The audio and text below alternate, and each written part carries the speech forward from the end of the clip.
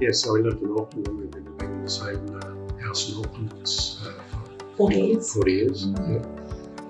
A bungalow, California bungalow, nearly 100 years old, drafty. It was pleasant, but it was you always aim to keep it heated in the winter. It cost a fortune, even though we had central gas heating, it's still pretty much 24/7 keeping it warm.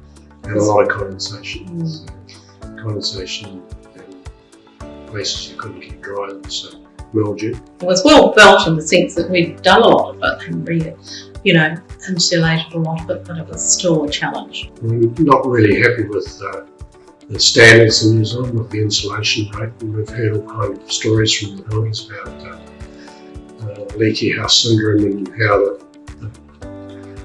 problems have been solved with a leaky house, but also creating other problems with condensation inside walls.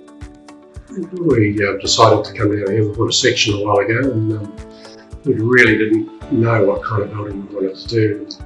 Our sons are builders, so we got involved and went to a few seminars and just investigated what's the world best practice and good methods for building a house these days.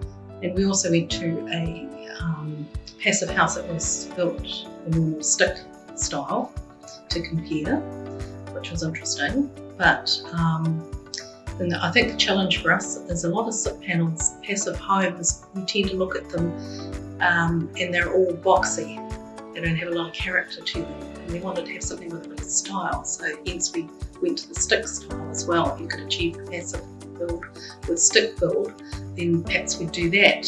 However, after visiting you and going to homes that were made with SIP panels, we were convinced that this was the better way to do the job. And also we had to marry up with somebody, an architect who had the flair to add the dimensions to a house rather than just a box.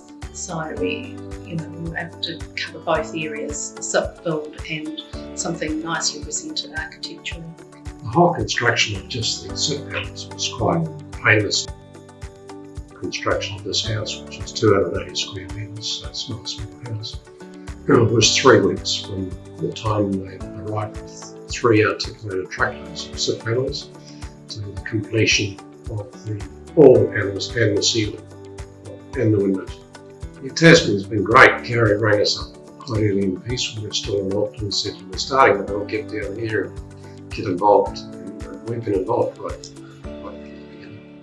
The atmosphere is lovely and it's consistent in every room. It's very nice from room to room. And winter's a thing of the past, I think. So we moved in just at the end of winter, but so we had some cold days and nights, and it was 7, 8, 9 degrees overnight. And the coldest it's been in this house is probably about 19 and a half, 20 degrees. It's just fantastic. Val's put away the winter linen. Yes. Never to be seen again. So, no duvets. It's lovely. We've got a heat pump and we haven't turned it on yet. So we've been here for a couple of months. Yeah. Underfloor heating in the bathrooms, which we turned off. Didn't need. And towel rail heaters, which we don't use. Definitely. If you've got a towel there at night and it's wet, in the morning it's dry. We had the choice of doing passive or just a low energy house, which is a different standard. Either one would be okay, but we decided to go the full passive way, and not so we can get the plaque on the wall. It's just that if you do that, the regulations are quite strict about how you do things, and it ensures that you do things correctly. So just getting a sign-off to me was quite important. We know we guarantee a good result. I'm into technology, so I've been monitoring the energy and power usage, and just the normal day-to-day energy is quite low. I think our power bill was about $170 last month, we had builders in and out using power and that, so we're not really sort of settled down yet.